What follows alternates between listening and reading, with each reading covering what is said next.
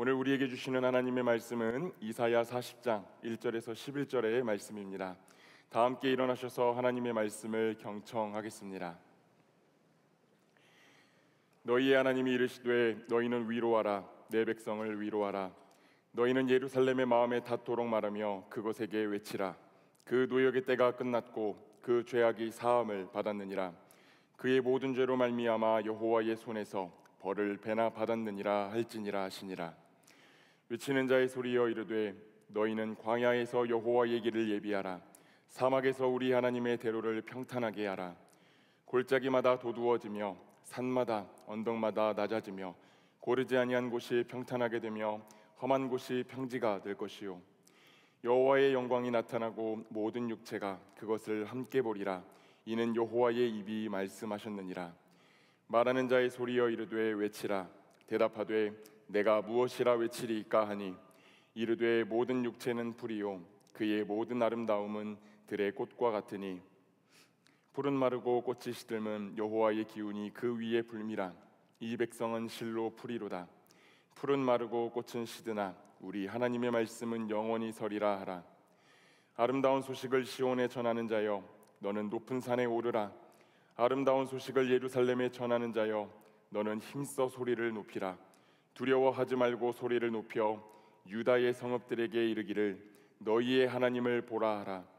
보라, 주 여호와께서 장차 강한 자로 임하실 것이요 친히 그의 발로 다스리실 것이라. 보라, 상급이 그에게 있고 보응이 그의 앞에 있으며 그는 목자같이 양떼를 먹이시며 어린 양을 그 발로 모아 품에 안으시며 젖먹이는 암컷들을 온순히 인도하시리로다. 이것은 하나님의 말씀입니다. 아멘. 하나님 아버지와 우리 주 예수 그리스도로부터 오는 은혜와 평강이 이 자리와 온라인으로 예배를 드리시는 모든 그리스도의 청년들과 또 오부 예배의 성도님들께 함께하기를 우리 주님의 이름으로 축원합니다. 한 주간 각자의 삶의 자리에서 평안하셨죠? 네, 여러 번 죄송합니다. 저는 길지 않은 그렇지만 짧지도 않은 휴가를 잘 보내고 왔습니다. 잘 쉴 수 있도록 기도해 주시고 배려해 주신 모든 교역자들과 우리 지체분들께 감사를 드립니다. 여러분 휴가 좋아하세요? 이거는 답이 예, 아마 다 좋아하시는 것 같아요. 저도 휴가를 참 좋아합니다. 그 이유는 뭐 조금씩 다 다르겠지만 저 같은 경우 일단 하루 이틀 정도는 아무 생각 없이 쉴 수 있어서 좋고요. 또 목회를 하다 보면 때론 잘했던 것도 있고 또 못했던 것들도 있는데 휴가 땐 그런 것들을 좀 천천히 돌아보고 앞으로 어떻게 목회를 해야 할지 좀 더 여유 있게 생각해 볼 수 있기 때문에 그런 의미에서 저는 휴가를 좋아합니다. 그런데 이번 휴가는 아쉽게도 좀 제대로 활용하지 못했어요. 왜냐하면 저번 주에 눈치채신 분들도 계시겠지만 제가 목감기가 걸려서 컨디션 난조에 시달렸습니다. 지금도 조금 기운이 남아있는데 그리고 또 개인 일정들이 잡혀있던 걸 다 마치고 나니까 이제 수요일이 되더라고요. 그래서 그때부터 좀 계속해서 몸이 좋지 않아서 집에 누워만 있는 그런 휴가를 보냈습니다. 그런데 몸은 조금 힘들었지만 마음은 참 평안한 휴가를 보냈습니다. 개인적으로 위로를 많이 받은 휴가였습니다. 주일날 새가족 안내까지 마치고 좀 집에 들어가서 잠깐 쉬고 있는데 한 지체로부터 연락을 받았어요. 감기약을 사가겠다고. 그래서 저는 됐다고 한사코 됐다고 이제 말하는데 한사코 그 약을 사서 저에게 전해주었습니다. 목사님 이거 두 알 식후에 꼭 챙겨 드세요 라고 하면서 꼭 병원도 가라는 말도 해주었습니다. 제가 어린애가 된 기분이었어요. 또 제 건강과 안부를 따로 묻는 지체들도 있었고 중간중간에 휴가를 잘 보내라고 연락을 주는 지체들도 있었고 또 어떤 지체는 영육이 쉼을 누리기를 바란다면서 기프티콘을 보낸 지체들도 있었습니다. 여러분 그때 제가 좋았을까요? 아니면 좀 덜 좋았을까요? 너무 좋더라고요. 결코 기프티콘 때문에 좋은 게 아니라 오해하지 마세요. 저를 생각해준 그 지체의 마음이 너무 좋고 또 미안하고 감사해서 그런 마음이 들었습니다. 혹시라도 지금 마음을 보내고 싶은 지체들이 계신다면 안 그러셔도 괜찮아요. 그러지 마시고 제가 지금 드리는 말씀만 잘 기억해 주세요. 010 여기까지만 하겠습니다. 아무튼 위로를 많이 받은 휴가였는데 문득 그런 생각이 들었습니다. 왜 이렇게까지 위로가 되었을까? 생각해 보니 두 가지 이유가 있었어요. 하나는 제 상황이 나름대로 좀 힘들었기 때문이고, 다른 하나는 그 위로의 방법이 구체적이었다라는 것입니다. 위로를 필요로 하는 사람에게 그 사람의 상황에 맞는 말과 도움이 주어졌기 때문에 좀 더 피부로 와닿는 위로가 될 수 있었다라고 하는 것입니다. 계속해서 청년들을 만나고 전화도 하고 그렇게 이야기를 나눕니다. 그런데 청년들을 만나면 요즘 들었던 생각은 우리 청년들이 참 많이 지쳐 있구나라는 생각이었어요.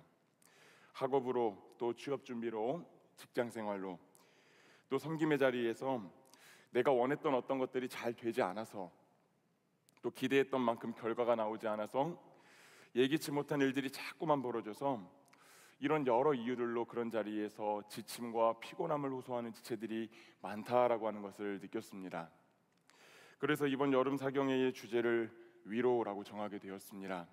먼저는 말씀과 기도를 붙드는 이 시간을 통하여 여러분의 삶에 꼭 필요한, 여러분이 꼭 들어야 할 그 하나님의 위로가 임하기를 소망하고요. 또 그렇게 위로받은 한 사람이 모인 우리 공동체가 함께 걸어야 할 길, 그 위로를 걸을 때 그 신앙의 길에서 무엇을 하며 걸어야 될지 깨닫는 시간이 되기를 소망합니다.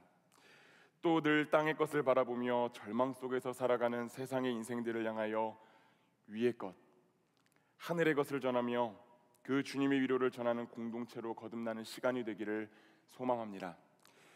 이날에 예비하시는 해를 기대하며 기도로 사경회를 준비하는 우리 청년 공동체가 되기를 주님의 이름으로 축복합니다. 오늘은 그 시간을 기대하며 사경회 주제 말씀으로 은혜를 한번 나누어 보도록 하겠습니다. 오늘 말씀을 통해 세 가지를 나누려고 합니다. 첫 번째, 하나님은 우리를 어떻게 위로하시는가? 한번 따라해 보겠습니다. 하나님은 우리를 어떻게 위로하시는가? 네, 두 번째는 하나님은 위로받은 우리가 신앙의 길을 걸을 때 무엇을 하길 원하시는가? 너무 길어서 제가 읽었습니다. 하나님은 위로받은 우리가 그 신앙의 길에서 무엇을 하며 걷기를 원하시는가? 이게 두 번째입니다. 세 번째, 이건 한번 따라해 보겠습니다. 위로받은 자는 무엇을 전하며 살아야 되는가? 네, 이 세 가지를 유념하며 들어주시면 감사하겠습니다. 이제 본문의 배경을 먼저 한번 살펴보도록 하겠습니다. 오늘 본문 이사야 40장 1절 말씀 함께 읽도록 하겠습니다. 너희의 하나님이 이르시되 너희는 위로하라, 내 백성을 위로하라. 아멘. 하나님이 이사야 선지자에게 말씀하십니다. 무엇이라고 말씀하시나요? 내 백성을 위로하라 라고 말씀하세요. 위로는 누구에게 하는 것이죠? 고난을 당한 사람들에게 해주는 것이기 때문에 우리는 여기서 하나님의 백성들이 지금 무언가로부터 고통받고 있구나라고 하는 사실을 어렵지 않게 알 수가 있습니다. 구약의 역사를 간단히 리마인드해 보면 우리가 잘 알고 있는 솔로몬 왕이 죽고 통일 이스라엘 왕국이 북이스라엘과 남유다로 쪼개지게 됩니다. 북이스라엘은 기원전 722년 아수르에게 멸망하고 남유다는 기원전 587년 바벨론이라고 하는 제국에게 멸망합니다.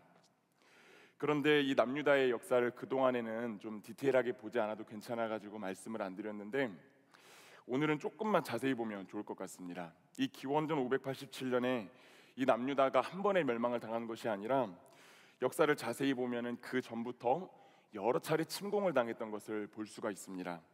먼저 기원전 605년, 몇 년이라고요? 기원전 605년 바벨론에 의해 예루살렘이 1차로 침공을 당했고 그 뒤로 8년 뒤인 기원전 597년에도 2차로 침공을 당했습니다. 또 2차 침공으로부터 10년 뒤인 기원전 587년이 되어서야 3차 침공 때 이 남유다가 바벨론에게 완전히 멸망당하게 됩니다. 그런데 이렇게 침략을 당하는 과정, 그 초기 단계에서 이 남유다에 여러 성읍들이 있었을 거 아니에요? 그런데 그 성읍들이 하나씩 몰락을 하게 되었고 예루살렘이라는 수도 하나만 간신히 남게 됩니다.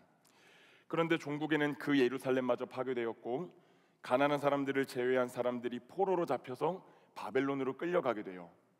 그때부터 주전 538년 고레스 칙령을 통해 예루살렘으로 이제 귀환하기까지의 시간을 어떤 시기라고 부른다고 말씀드렸죠? 포로기라고 부른다라고 말씀드렸습니다.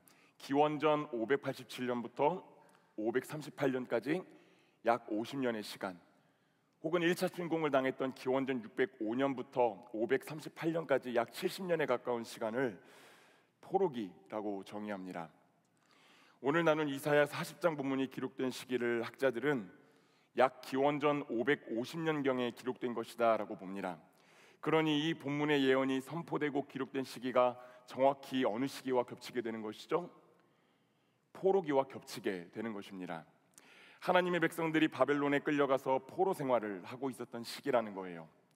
그러니 오늘 우리는 이 백성들이 오랜 시간 포로 생활로 인해 지치고 괴로운 상황 가운데 놓여 있었다라고 하는 사실을 보게 되는 것입니다.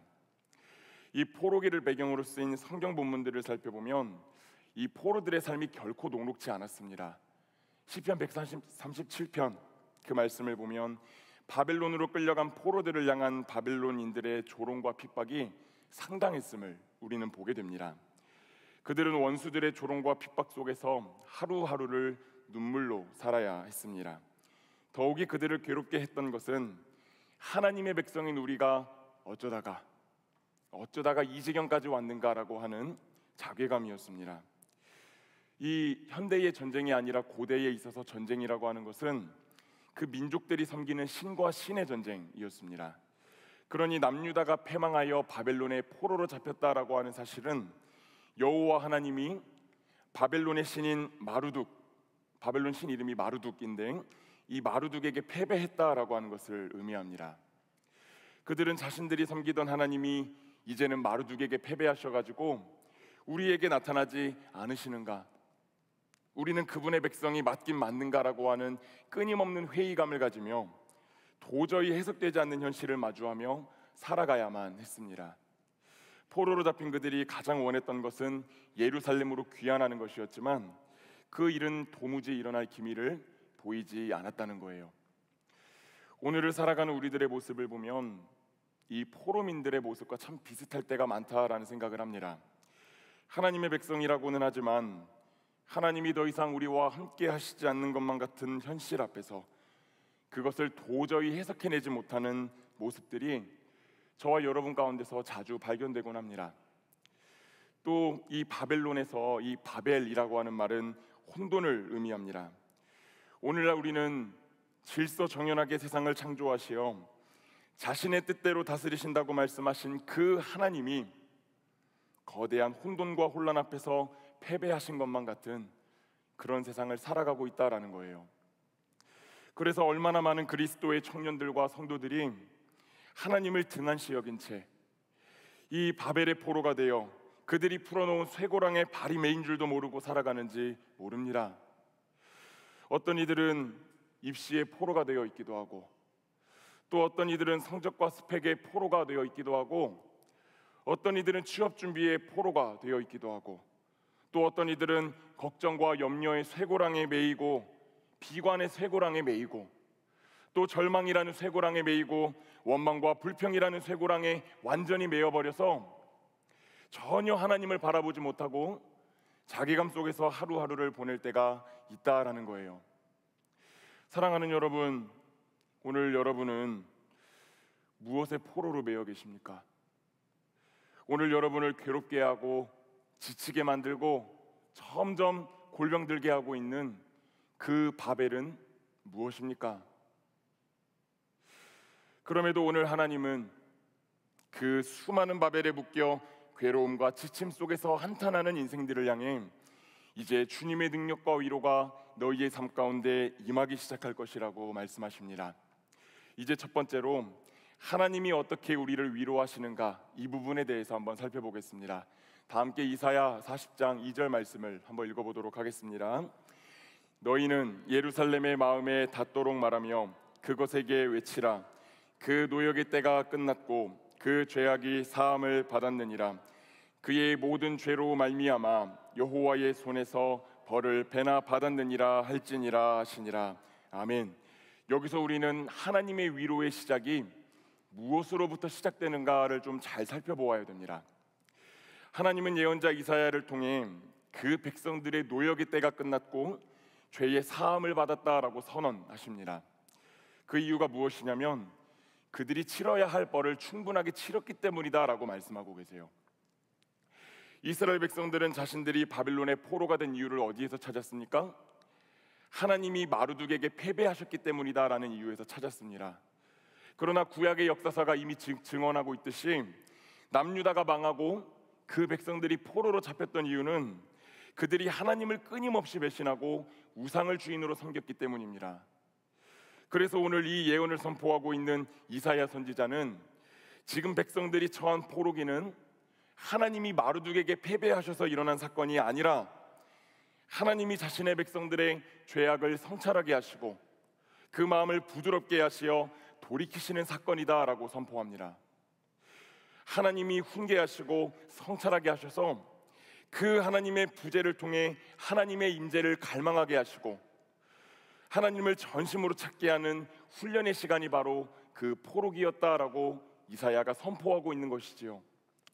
그 시간을 통하여 때론 아프더라도 그 자신의 모습을 성찰하고 회개하고 돌이키기를 다짐하는 영혼들에게 이 하나님의 위로가 임할 준비가 된다라고 성경이 말하고 있는 것입니다. 여러분 다들 어리셨을 때 부모님께 한 번씩 혼나본 경험들 있으시죠? 혹시 지금도 혼나고 계신 분들 계세요? 네, 제가 혼나요. 근데 저는 연년생 남동생이 한 명 있는데 어렸을 때 그 높은 분과 자주 싸웠어요. 그때마다 어머니에게 많이 혼났던 기억이 납니다. 근데 동생이 설교에서 이런 말하기 좀 미안하지만 고집이 좀 있는 편입니다. 그래서 저는 회개가 좀 빠른 편이었고 제 동생은 혼날 때마다 늘 입술이 대빨로 튀어나오는 유형의 사람이었어요.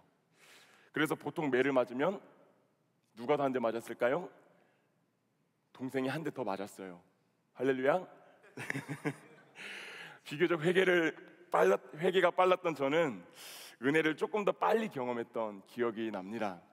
마찬가지입니다. 사랑하는 여러분, 우리의 인생 가운데 하나님의 위로가 임하기 시작하는 시점이 언제냐면 하나님 앞에서 내 모습을 가급적 빨리 정직하게 성찰하고 돌이킬 때입니다.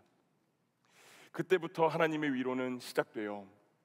하나님은 언제나 크신 은혜로 나와 함께 하셨지만 내가 나의 뜻대로 살면서 그분의 음성을 놓치고 살았던 것은 아닌지, 모든 것을 내가 하고 싶은 대로 다 결정해놓고 하나님이 도와주시지 않아서 지쳤다고 불평하고 원망하고 있는 죄를 짓고 있는 건 아닌지, 그 점검의 과정에서 지금 나와 하나님과의 관계가 어떻게 되어 있는지를 잘 반추할 때 주님의 위로가 거기서부터 시작된다라고 하는 것을 여러분들이 꼭 기억하시기를 바랍니다.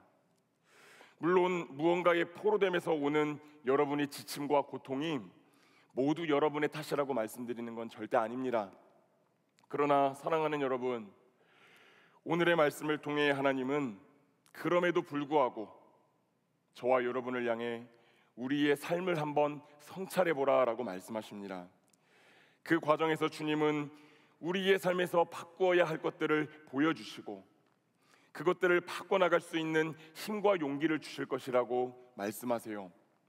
그리고 다시 하나님과의 관계를 붙잡기 위해 내 삶의 방향을 돌이킬 때 비로소 말씀하실 것입니다. 그 고통의 때가 끝났다. 끝났다. 그 음성을 들을 수 있는 저와 여러분이 되기를 축복합니다. 그렇게 자신의 백성들에게 고통의 때가 끝났음을 선언하신 주님은 이사야를 통해 더 큰 위로를 주실 것이다 라고 말씀하십니다. 다 함께 이사야 40장 6절에서 8절의 말씀 한번 읽어보도록 하겠습니다. 말하는 자의 소리여 이르되 외치라. 대답하되 내가 무엇이라 외치리이까. 이르되 모든 육체는 풀이요 그의 모든 아름다움은 들의 꽃과 같으니 풀은 마르고 꽃이 시들면 여호와의 기운이 그 위에 불미라. 이 백성은 실로 풀이로다. 풀은 마르고 꽃은 시드나 우리 하나님의 말씀은 영원히 서리라 하라. 아멘. 하나님이 이사야에게 외치라고 말씀하십니다. 이번에는 무엇을 외치라고 말씀하시나요? 모든 육체가 풀과 꽃과 같다라고 외치라고 말씀하세요. 여기서 육체는 히브리어로 바사르라고 하는 건데 고기 덩어리, 한 개를 가진 육신을 의미할 때 쓰는 단어이고, 여기서 풀과 꽃은 당시에 하나님의 백성을 포로로 끌고 와 괴롭혔던 바벨론 제국을 의미합니다. 이스라엘 백성들은 강대한 바벨론의 위세에 눌린 채 늘 수치를 겪으며 살아야 됐습니다. 그러나 하나님은 그 바벨론이 한계투성이, 잠깐 있다 사라지는 풀과 꽃에 지나지 않는다고, 머지않아 그 풀과 꽃이 시들게 될 것이다 라고 말씀하고 계신 거예요. 7절 말씀을 보면 그 이유를 뭐라고 설명하냐면, 여호와의 기운이 그 바벨론으로 대표되는 풀과 꽃 위에 불기 시작했기 때문이다 라고 말씀하고 계세요. 여기서 기운이라고 하는 히브리어는 호흡, 숨, 성령을 의미하는 루아흐라고 하는 단어가 쓰였어요. 내 무언가를 포로로 잡고 있는 강대해 보이는 바벨론이라 할지라도, 그 혼돈이 내 삶의 어떤 것들을 포로로 잡고 놓아주고 있는 것 같지 않은 상황이라 할지라도, 거기에 우리의 주님의 호흡이 스쳐 지나갈 때, 성령의 역사가 스치기 시작할 때, 내 인생을 포로로 잡고 있던 그 바벨이 힘을 잃고 시들어 버릴 것이라고 우리 주님이 저와 여러분에게 약속하시는 것입니다. 사랑하는 여러분, 오늘 이 약속의 말씀을 믿음으로 붙잡는 모든 분들에게 이미 성령의 역사가 시작된 줄로 믿습니다. 혼돈을 말려버리시는 우리 주님의 호흡이, 여호와의 기운이 그 삶을 살리기 시작하신 줄로 믿습니다. 이 약속의 말씀을 꼭 붙잡으시고 위로를 얻으시고 승리하시는 모든 청년들과 성도님들이 되시기를 우리 주님의 이름으로 축복합니다. 그런데 여러분, 우리 주님의 위로가 여기에서 끝나지 않습니다. 대박이죠? 여기서 위로가 끝나지 않습니다. 고통을 끝내시고 혼돈을 흩으신 주님은 자신의 백성들을 다시 약속의 땅으로 데려가시겠다라고 말씀하십니다. 다 함께 이사야 40장 3절에서 5절의 말씀 한번 읽어보도록 하겠습니다.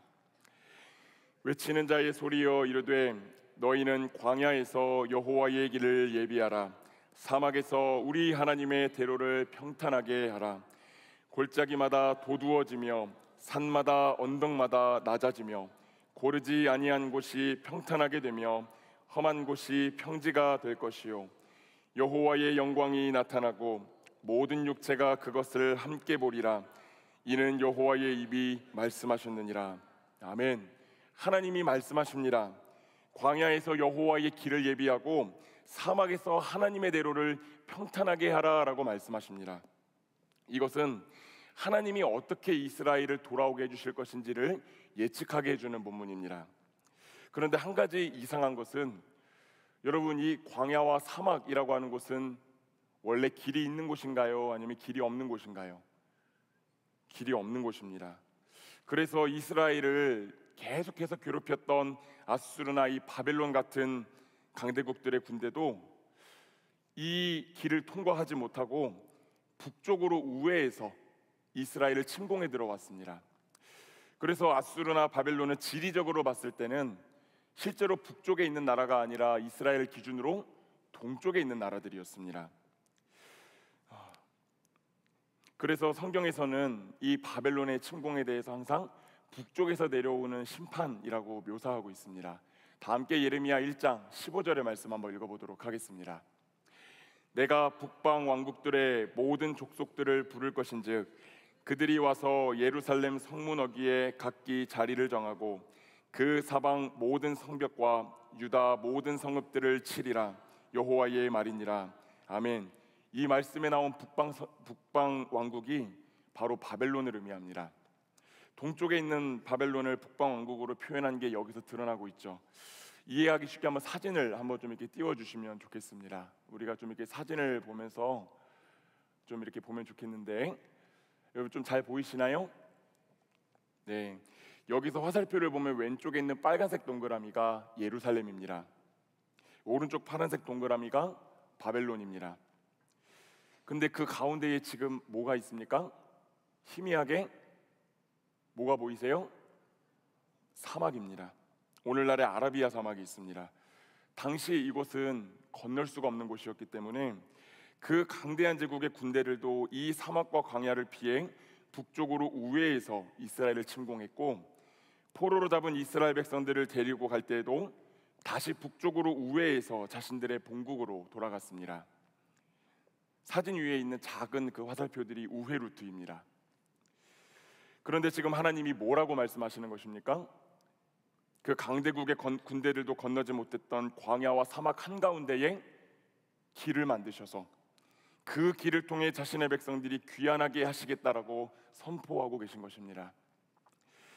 여러분, 자신들을 포로로 끌고 갔던 그 대적들도 건널 수 없던 그 광야와 사막을 건너며 돌아올 때 이 이스라엘 백성들이 어떤 감정을 느꼈을까요? 그동안 바벨론에 치여 살며 쌓였던 울분과 격분이 씻겨나가지 않았겠습니까? 자괴감 속에서 패배를 곱씹던 그 입술에서 감사와 찬양이 흘러나오지 않았겠습니까?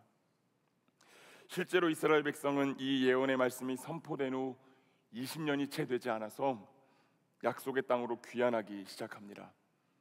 주님의 약속이 그대로 성취된 것입니다. 우리는 보통 위로라는 말을 단순한 동정의 말 정도로 생각합니다. 건강이 좋지 않은 사람에게 곧 건강이 좋아질 거라고 말하는 것, 경제적으로 환난을 겪고 있는 이들에게 곧 상황이 나아질 거라고 말하는 것, 깊은 고통 가운데 몸부림치는 사람에게 곧 다 잘 풀릴 거라고 말하는 것을 인간들은 위로라고 말합니다. 그러나 인간의 위로와 하나님의 위로는 차원이 다르다라고 하는 것을 우리는 오늘 말씀을 통해 보게 되는 것이지요. 하나님은 우리를 위로하실 때 결코 말로만 일관하시는 분이 아니십니다. 고통의 때가 끝났다 선포하시고 당신의 호흡을 통해 우리의 혼돈을 잠재우시며 세기를 만드시어 백성들이 갈망했던 그 미래를 향하여 그들의 발걸음을 인도하십니다. 그분의 위로는 말이라고 하는 명사가 아니라 일하심이라고 하는 동사로 정의됩니다. 사랑하는 여러분, 이 위로의 하나님이 오늘 여러분을 위해 일하기 시작하신 줄로 믿습니다. 믿으십니까? 오늘 이 약속의 말씀을 믿는 모든 분들의 삶 가운데 혼돈을 말리시고 세기를 만드시어 인도하시는 그 하나님의 위로가 임하게 되길 우리 주님의 이름으로 축복합니다. 사랑하는 여러분, 이제 말씀을 통해 이 주님의 위로를 믿음으로 받은 그 자들은 어떻게 살아가야 할까요? 하나님은 주님의 위로를 받은 우리가 위로를 필요로 하는 다른 이들을 찾아가 또 위로를 전하는 삶을 살아가길 원하고 계십니다. 그 위로를 전하기 위해 우리가 가장 먼저 해야 할 일이 무엇인지 우리 다 함께 아까 읽었던 이사야 40장 3절에서 5절 말씀 한 번만 더 읽어보도록 하겠습니다. 시작. 외치는 자의 소리여 이르되 너희는 광야에서 여호와의 길을 예비하라. 사막에서 우리 하나님의 대로를 평탄하게 하라. 골짜기마다 도두어지며 산마다 언덕마다 낮아지며 고르지 아니한 곳이 평탄하게 되며 험한 곳이 평지가 될 것이요 여호와의 영광이 나타나고 모든 육체가 그것을 함께 보리라. 이는 여호와의 입이 말씀하셨느니라. 아멘. 주님의 위로를 전하는 길을 걸을 때 우리가 가장 먼저 해야 할 일은 한번 따라해 보겠습니다. 함께 걷기. 함께 걷기. 네, 바로 그 함께 걷기입니다. 주지하듯 주님이 만드신 길로 귀환했던 이들은 어떤 특정 한 사람 한 사람이라는 개인이 아니라 바벨론에서 포로가 되었던 하나의 공동체였습니다. 절망 속에서 하나님의 위로를 기다리며 희노애락을 같이 했던 하나의 공동체. 그러니 하나님이 만드신 신앙의 길을 걸을 때 대원칙은 함께 걷는 것입니다. 누군가를 은혜에서, 누군가를 기쁨에서, 구원에서, 즐거움에서 배제시키지 않은 채 그렇게 우리가 먼저 하나 될 때 우리에게 주어졌던 주님의 위로를 온전히 누리고 전할 수 있게 될 것이다 라고 주님이 말씀하시는 거예요. 그런데 그 여정이 여러분 쉬울까요? 아니면 좀 어려울까요? 좀 어렵습니다.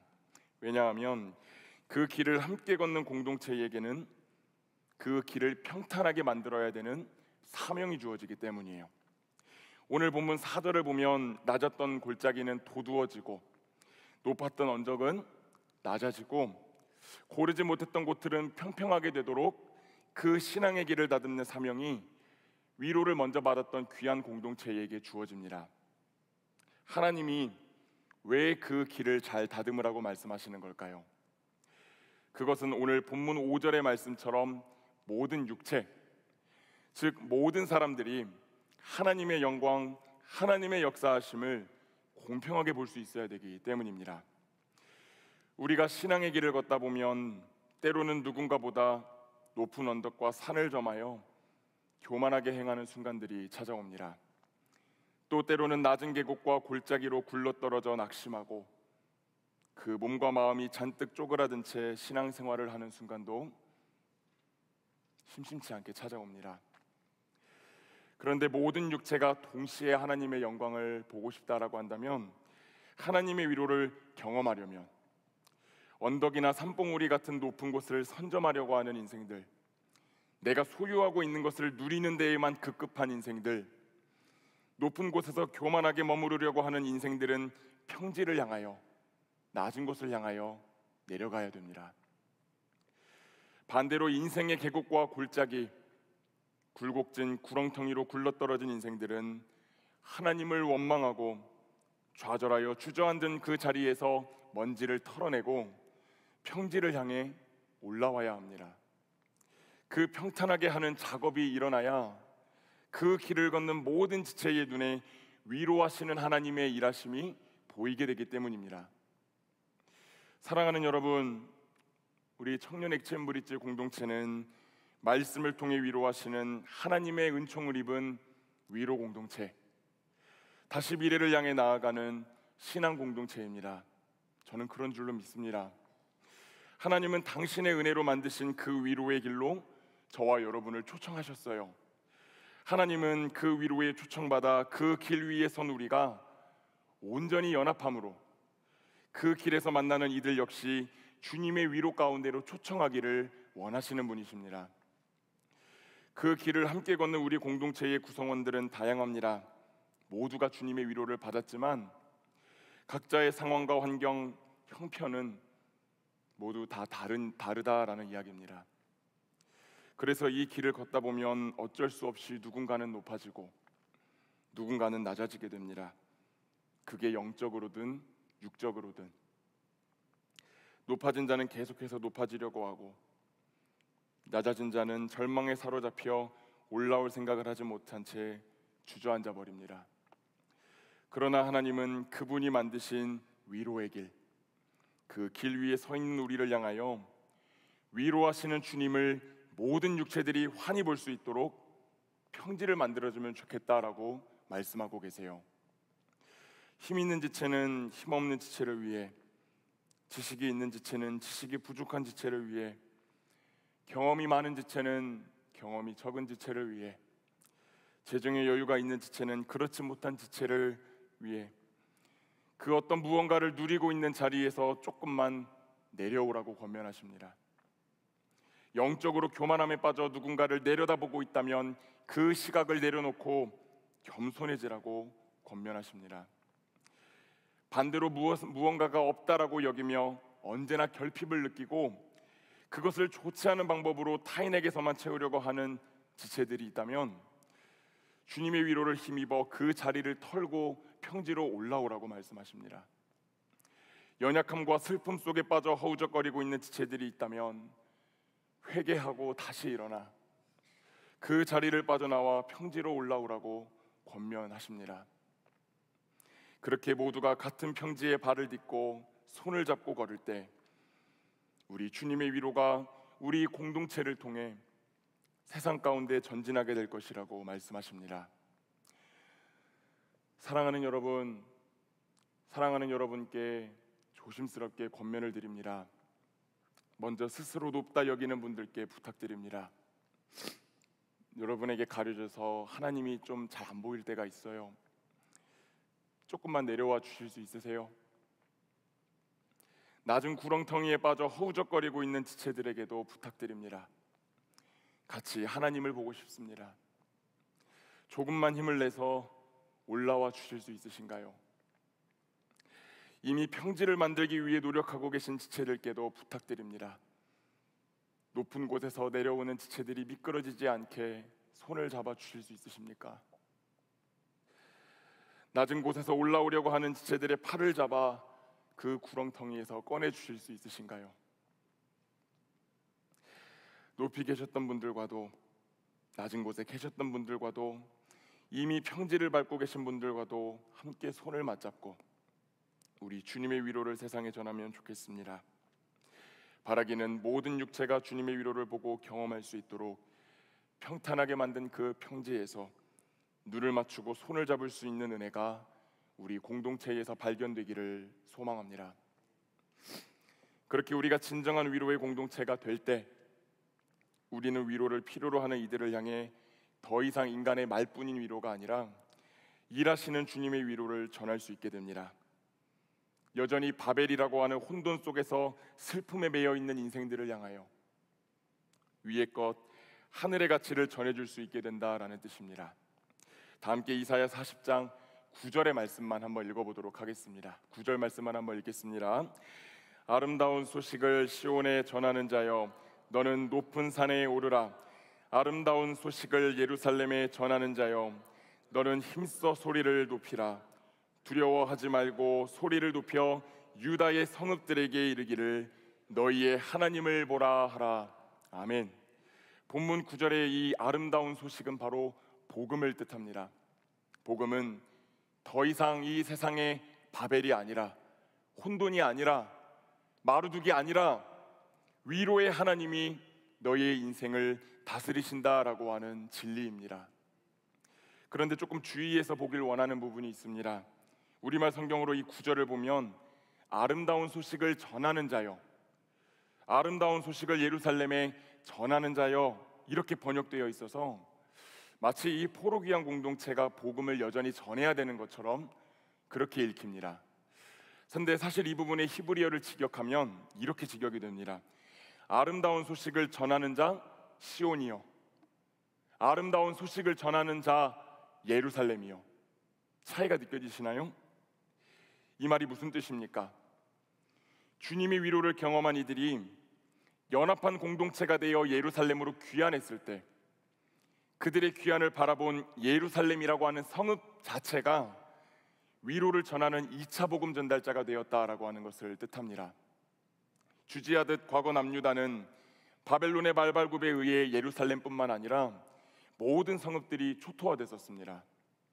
그곳엔 가난한 자들만 덩그러니 남게 되었고 그 누구도 미래와 희망을 노래할 수 없었고 위로를 받을 수도 없었습니다.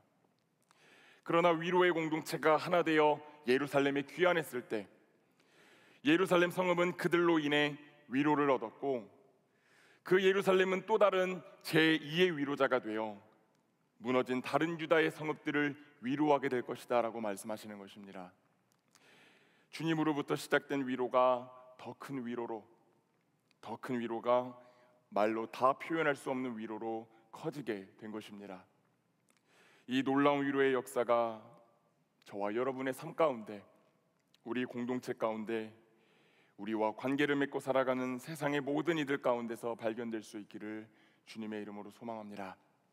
말씀을 맺겠습니다. 사랑하는 여러분, 오늘 주님은 이 위로의 말씀을 통해 여러분의 고통을 끝내시고 여러분을 올가맨 혼돈을 잠재우시며 새 길을 만들어 주셨습니다. 이제 우리가 할 일은 주님의 위로가 우리에게 임했음을 신뢰하고 주님의 위로를 전하도록 함께 부름받은 이들과 동역하며 이 위로의 길 가운데로 세상에 있는 이들을 초청해야 됩니다. 그 과정에서 여러분, 우리가 정말로 뚜렷하게 할 수 있는 일이 한 가지 있습니다. 여러분, 그게 뭔 줄 아세요? 우리가 그 위로를 전하기 위해 무엇을 할 수 있을까요? 한번 따라해 보겠습니다. 외치라. 한번 큰 목소리로 따라해 보겠습니다. 외치라. 오늘 본문 말씀을 자세히 보면 하나님은 하나님으로부터 가장 먼저 이 위로의 메시지를 받았던 이사야를 향하여 2절 말씀에서, 또 3절 말씀에서, 6절 말씀에서, 9절 말씀에서 계속해서 반복해서 소리를 내어 외치라고 말씀하세요. 마음에 닿도록 외치라고, 그 인생의 혼돈이 잠식될 것이라고 외치라고, 선포하라고, 새 길이 만들어질 것이다라고 선포하라고, 좋은 소식을 전하기 위해 소리를 높여 외치라고, 그렇게 하나님이 저와 여러분에게 계속해서 우리의 삶 가운데, 우리의 공동체를 향하여, 세상을 향하여 선포하고 외치라고 말씀하고 계십니다. 그러니 사랑하는 여러분, 하나님의 위로를 받은 여러분이 이제 외치는 자가 되십시오. 먼저 여러분 개인의 삶을 향하여 선포하시기를 바랍니다. 나는 더 이상 바벨에 묶여 있지 않다. 하나님이 은혜 가운데 나를 묶으셨고 나를 구원하셨다. 그렇게 선포하시기를 바랍니다. 여러분이 사랑하는 공동체가 있습니까? 그 공동체 안에 위로를 필요로 하고 있는 지체들이 있습니까? 그들에게도 선포하십시오. 내 하나님이 너를 다스리신다. 내 하나님이 너를 위로하시고 너를 구속하시고 너를 회복시키신다. 마지막으로 세상을 향하여서도 선포하시기를 바랍니다. 우리의 하나님이 당신을 위로하기를 원하신다고. 세상에 있는 수많은 바벨이 아니라 우리의 하나님이 사랑과 자비로 당신을 다스리신다고. 사랑하는 여러분, 그렇게 외치실 수 있기를 바랍니다. 선포하실 수 있기를 바랍니다. 여러분이 그렇게 선포를 하시며 세상 가운데로 나아가실 때 우리 이사야의 선포를 통해 우리 모두를 위로하셨던 것처럼 우리 주님이 여러분을 먼저 위로하시고 여러분을 통해 우리 공동체와 세상을 위로하실 것입니다. 그 주님의 위로의 전령이 되어 한없는 평안과 축복을 누리며 살아가시는 모든 그리스도의 청년들과 오부 예배의 성도님들이 되시기를 우리 주님의 이름으로 축원합니다. 기도하겠습니다. 사랑과 자비의 하나님, 오늘 우리의 삶의 현 주소를 바라봅니다. 인생의 수많은 바벨에 묶여 어찌할 바를 알지 못하고 어디로 가야 되는지 무엇을 해야 되는지 갈팡질팡하며 아무런 희망도 소망도 없이 살았던 우리의 현 주소를 바라봅니다. 그러나 회개하고 돌이키는 영혼들을 향하여 주님의 위로가 시작이 되고 그들의 고통이 끝나며 그 위로가 그 삶 가운데 스며들기 시작했던 것을 우리가 기억하기를 원합니다. 우리의 삶 가운데 혼돈이 가득하다 할지라도 주님의 성령이 그 기운이 우리의 삶 가운데 불어올 때 우리의 삶이 회복되기 시작할 줄로 믿습니다. 하나님, 그 성령의 역사를 의지하며 위로하시는 주님을 힘입어 우리도 주님 안에서 위로를 누리고 다시 한번 세상을 향하여 위로를 전하며 살아가는 위로의 공동체로 살아갈 수 있도록 주님 역사하여 주시옵소서. 감사드리며 사랑이 많으신 예수 그리스도의 이름으로 기도합니다. 아멘.